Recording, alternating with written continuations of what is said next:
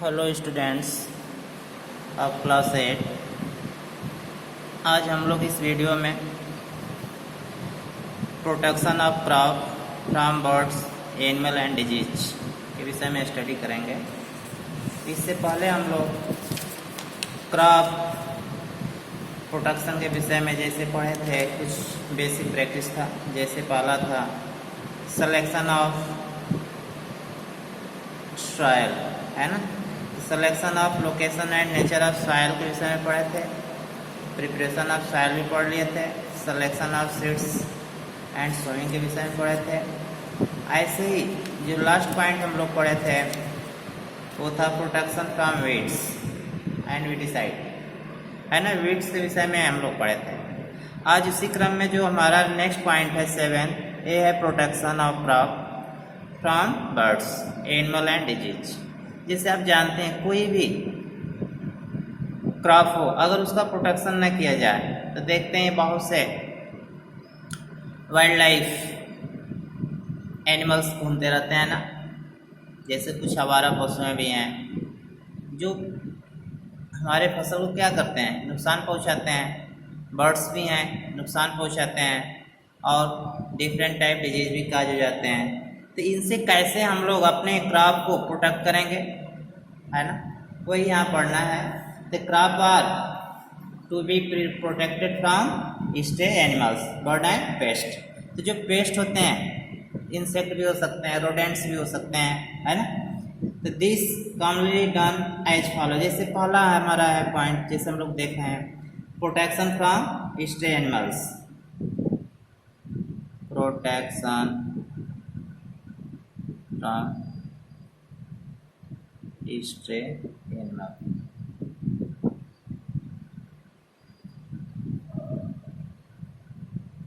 जैसे क्रॉप जो होता है, crop can be protected from stray animals by putting up A fence all around the field. जैसे देखते हैं अगर हम लोग अपने क्रॉप फील्ड के चारों तरफ फेंसिंग कर लें, है ना। इट मीन्स जैसे चार दिवाली लगाते हैं ना, फेंस। अगर हम लोग फेंस कर दें, चार दिवाली लगा लें, बट कास्टली पड़ेगा। जानते हैं आप लोग, सभी लोग हमारे किसान इतने रिचर नहीं हैं जो कि इतना पूरे फील्ड को बाउंड्री करा सकें। जिससे हम लोग क्या करते हैं, ऐसे पिलर गाड़ करके, है ना, जो वायर होते हैं इनसे घेर देते हैं। तो जैसे अगर इनसे बचाना है तो उसको क्या करना है, प्रोटेक्ट करना है, फेंस करना है उसके चारों तरफ, तभी ये बच सकता है ना। या इनके लिए जैसे एनिमल्स हैं, इसके लिए गवर्नमेंट अगर बड़े पैमाने पे जैसे एनिमल हस्बेंड्री होता है, उसी तरह अगर इनके लिए गौशाला बना दिया जाए जहाँ पे जो भी आवारा पशुएं कलेक्ट कर लिए जाएं, तो ही बच सकता है। इसके दो ही रास्ते, या तो हम अपने खेत, अपने फील्ड का खुद जो है प्रोटेक्शन करें, या इस एनिमल्स को किसी न किसी गौशाले में, है ना, क्या किया जाए, कलेक्ट कर लिया जाए, तब संभव है। तो इस तरह से इनसे हम प्रोटेक्ट कर सकते हैं। दूसरा जैसे है प्रोटेक्शन फ्रॉम बर्ड्स। अगर दूसरा क्या देखें, प्रोटेक्शन फ्रॉम बर्ड्स। अगर प्रोटेक्शन फ्रॉम बर्ड्स है तो जैसे birds can be scared away from the field bye beating, है ना। जैसे हम लोग देखते हैं खेतों में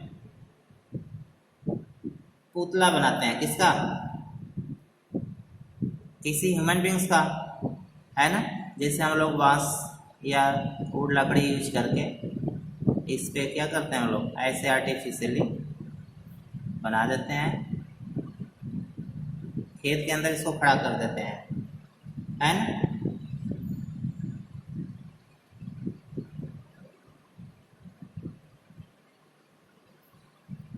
तो जैसे इसको अगर बना दिया जाए तो इससे क्या होता है, स्कैर्ड से ये सब जितने भी बर्ड्स हैं ये सब डरते हैं, है ना। क्योंकि ये मॉडल किसका है, ह्यूमन बींग्स का है, इससे भी ये डरते हैं। तो जब ये डरेंगे तो हमारे फसल को कम नुकसान पहुंचाते हैं। तो इस तरह से इनसे भी हम प्रोटेक्शन अपने फसल को दे सकते हैं, है ना। Birds can be scared away, है ना, from the field by eating A drum with the help of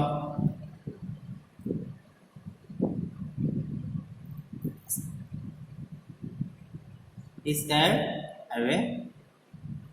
तो इस तरह से ये जो मॉडल बनाया जाता है ह्यूमन बींग्स का, इससे क्या होते हैं, ये सब बर्ड्स जो होते हैं डरते हैं, इससे प्रोटेक्शन दे सकते हैं। या एक और चीज़ें हैं, जैसे ड्रम यूज करते हैं हम लोग, ड्रम को बजाने पे साउंड प्रोड्यूस करेगा, है ना। और ये सब जो बर्ड्स होते हैं ये फ्लाई कर जाते हैं with the help of square crow.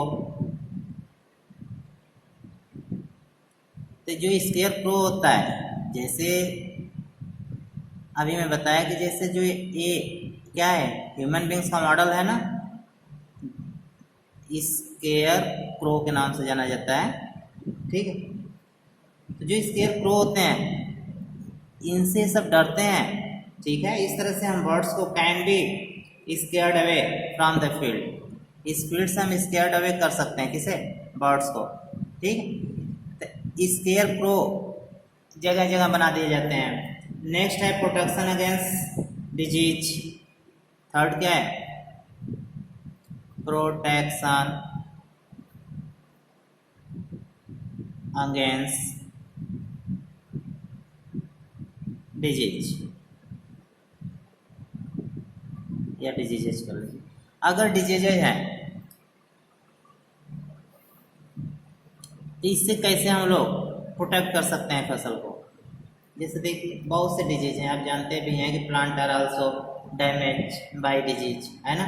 Disease से ये क्या होते हैं, डैमेज हो जाते हैं। जैसे काज बाई कुछ फंगी होते हैं ना, फंगल डिजीज होते हैं, फंगी से काज होते हैं। बैक्टीरियल डिजीज होते हैं, बैक्टीरिया से होता है ना, बैक्टीरिया। एंड वायरल डिजीज भी होते हैं, तो वो किससे होगा, वायरल डिजीज वायरसेस से। तो इस तरह से फंगस से होगा, बैक्टीरिया से होगा, है ना, वायरस से होंगे, बहुत से डिजीज हैं। जैसे आप कुछ डिजीज को मैं यहाँ पे आपको बताना चाह रहे हैं। जैसे आप जानते हैं रस्ट एंड स्मट और फंगल डिजीज होता है, इससे कौन कौन से रोग होते हैं, जैसे रस्ट लगता है और स्मट, ये फंगल डिजीज हैं। किस में लगते हैं सब, रस्ट और स्मट, ये व्हीट में लगता है। व्हीट मीन्स गेहूँ के फसल में ये डिजीज काज करते हैं। रस्ट है स्मट किसके थ्रू होते हैं, फंगल से, ठीक है। जैसे bright of potatoes in fungal disease है, ब्लाइट, ये भी ब्लाइट ऑफ पोटैटो, ये भी एक फंगल डिजीज है जो किसमें, पोटैटो में काज होता है। इसके अलावा जैसे wilts is the disease cause by bacteria, इसके थ्रू कौन सा होता है, विल्ट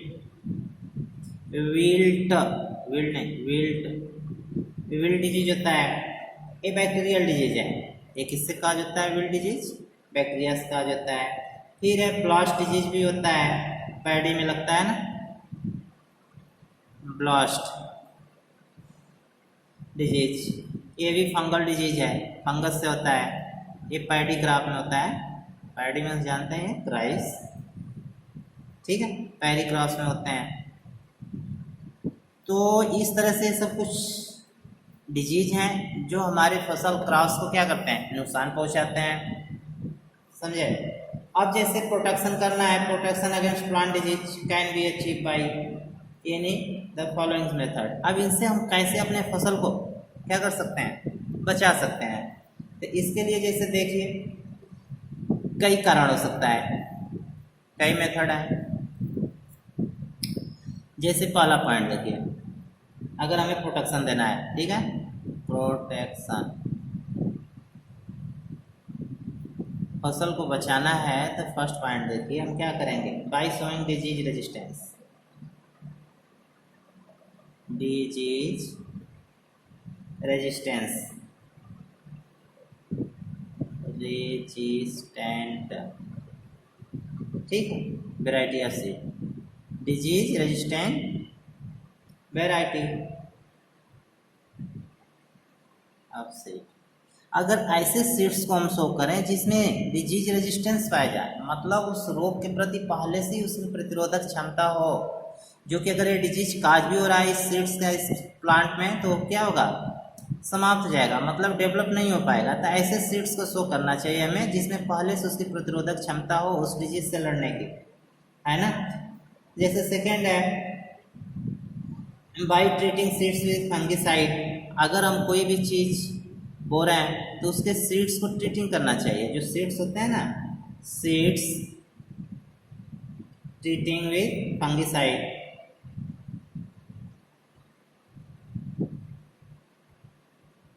ट्रीटिंग विद फंगिसाइड।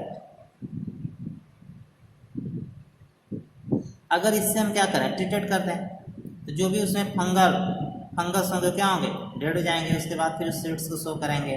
तो जो भी प्लांट, जो भी पौधा डेवलप करेगा या जो भी मतलब सीड्स जर्मिनेट होगा वो कैसा होगा, हेल्दी होगा। तो पहले हमें उसको ट्रीटिंग कर देना चाहिए, है ना, किसी न किसी फंगिसाइड से। नेक्स्ट है जैसे थर्ड पॉइंट,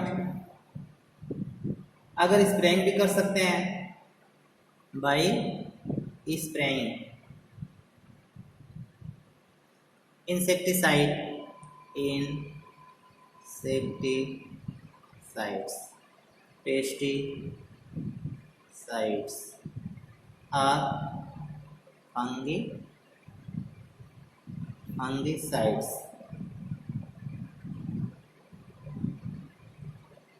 फंगिसाइड्स जैसे इनसे क्या करें, इसका स्प्रे कर दें किसी भी फसल के ऊपर। अगर कोई भी इससे रिलेटेड डिजीज हैं, ठीक है, इनसे काज हो रहे हैं तो क्या होगा, डिस्ट्रॉय हो जाएंगे। और जब वो माइक्रोसिंस डिस्ट्रॉय होंगे तो हमारा फसल क्या होगा, प्रोटेक्ट हो जाएगा। तो इस तरह से बहुत से मेथड हैं जिसके थ्रू हम उसको प्रोटेक्ट दे सकते हैं। नेक्स्ट है protection from paste.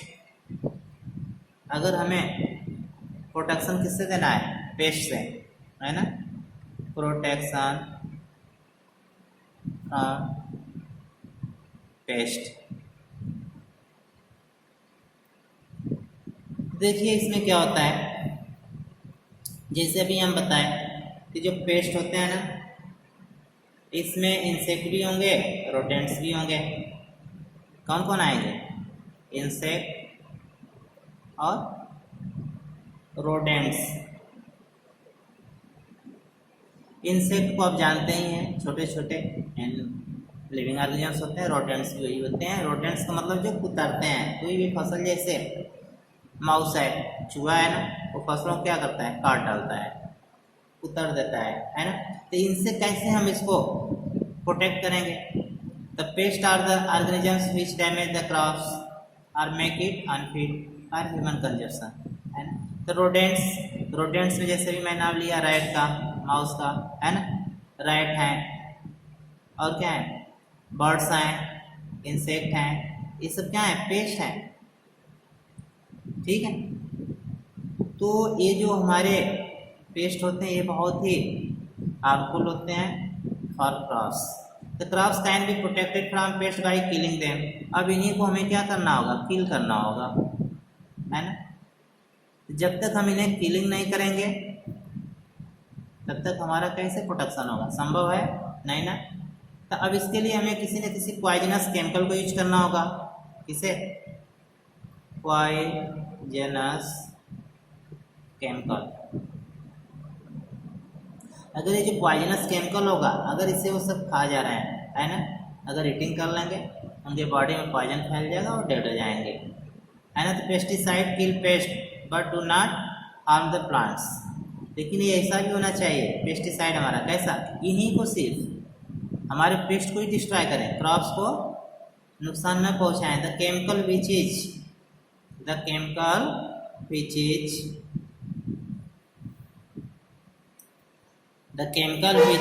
Can kill only insect are called insecticide. Insecticide क्या है, इंसेक्टिसाइड ये इंसेक्ट को किल करता है। इंसेक्टिसाइड्स किसे, इंसेक्ट को किल करेगा, है ना। Pesticide are spray at the appropriate time of the pest life cycle the control their population. हमें पेस्टिसाइड का भी छिड़काव करना चाहिए, इसका, पेस्टिसाइड का। क्यों, अगर इसे टाइम टू टाइम क्या करें, छिड़काव करें, तो जिससे उसका जो लाइफ साइकिल होता है पेस्टों का, वो समाप्त हो जाएगा। तो the pesticide and insecticide is dissolve in water and spray on the plants by hand spray. मतलब इसे पेस्टिसाइड को और इंसेक्टिसाइड को, इन दोनों को जल में घोल करके डिजॉल्व करके स्प्रे किया जाता है, चाहे बाई हैंड करिए या बाई मशीन करिए, ठीक है, दोनों तरह से कर सकते हैं। तो स्प्रे करना है, स्प्रेयर्स करना है, ठीक है, बाई हैंड। तो जो स्प्रे करेंगे, जो स्प्रेयर्स होते हैं, इनके थ्रू हम कर लेंगे इंसेक्टिसाइड और पेस्टिसाइड को। तो when area to be covered a large और ड्यूरिंग एपिडेमिक या severe attack of pest spraying done by low flying aircraft. अगर बहुत बड़ी एरिया है, बहुत दूर तक इनका प्रकोप फैल गया है, ठीक है, तो उस समय एयरक्राफ्ट के थ्रू भी स्प्रे किया जाता है। क्लियर है? इसी तरह इसके अलावा भी सम कॉमन इंसेक्टिसाइड होता है, जैसे आपका नाम सुने होंगे BHC, है ना, जिसे हम लोग हिंदी में क्या कहते हैं, गैमाक्सिन। BHC का निकनेम क्या है, गैमाक्सिन है। देखिए ये भी क्या है, आपका इंसेक्टिसाइड है। इसके अलावा भी है, BHC के अलावा होता है मैलाथियान, इसके अलावा भी होता है डाइमेक्रॉन,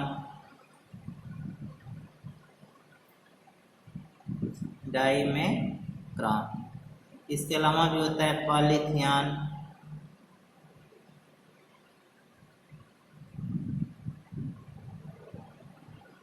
ये भाई पॉलीथियान।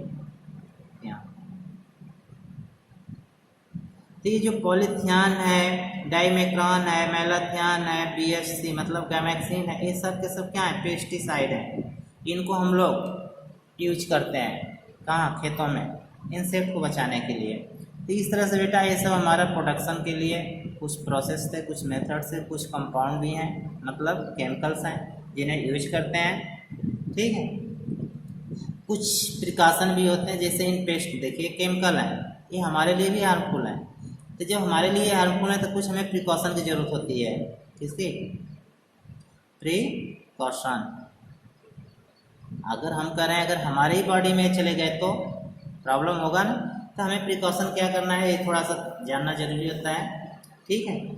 तो जैसे while handling any pesticide, keep our nose mouth covered. इसको अगर हम लोग यूज करते हैं तो उसमें अपने नोज को, माउथ को क्या करना चाहिए, कवर्ड कर लेना चाहिए क्लॉथ से। किससे? क्लॉथ से। अगर हम कवर कर लेंगे तो जो उसके वेपर्स हैं वो हमारे नोज या मुख में नहीं पहुंचेंगे। पुट हैंड ग्लोव्स, और अपने हैंड पे क्या करना चाहिए, ग्लोव्स यूज करना चाहिए। हैंड ग्लोव्स होता है ना, हैंड ग्लोव्स, इसे यूज करना चाहिए। हैंड ग्लोव्स का मतलब जो हमारा स्किन है इसे भी केमिकल से सेव रखेगा, ठीक है। तीसरा है जैसे सेकंड इसका, जैसे प्रोटेक्शन में हम ले रहे हैं कि while spraying poisonous yourself in such way that the wind blow away from our face। wind blow, जिससे हवा चलती है ना, तो ये देखना है कि जो हम स्प्रे कर रहे हैं वो कहीं हमारे मुंह के ऊपर न आए, अपने फेस से दूर, मतलब उसके डायरेक्शन के विपरीत हम स्प्रे करेंगे। अगर वो जिस डायरेक्शन में है उसके अपोजिट हम स्टैंड नहीं होंगे, है ना, क्योंकि अगर वो स्प्रे क्या होगा, उड़ेगा तो हमारे ही ऊपर आएगा, इसलिए हमें उसके पैरेलल हो जाना चाहिए, ठीक है, उसी के डायरेक्शन में स्प्रे करना चाहिए। The air coming from our back side, तो हमारे बैक साइड से एयर आना चाहिए। फिर है third, immediately after spraying done wash your hands, wash कर लेना चाहिए, है ना, वॉश आवर हैंड्स, हाथ को धो लेना चाहिए, है ना, फेस को भी, माउथ को भी। इन सब को क्या करना चाहिए, हमें क्लीन वाटर से साफ कर लेना चाहिए। इससे क्या है कि अगर केमिकल्स हमारे बॉडी पे क्या है भी, तो समाप्त हो जाएगा। ओके, इस तरह से बेटा आज हम लोग 7th पॉइंट पढ़ लिए, कौन सा,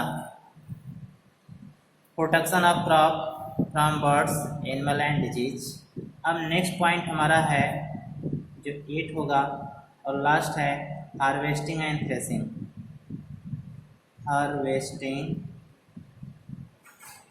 एंड थ्रेसिंग।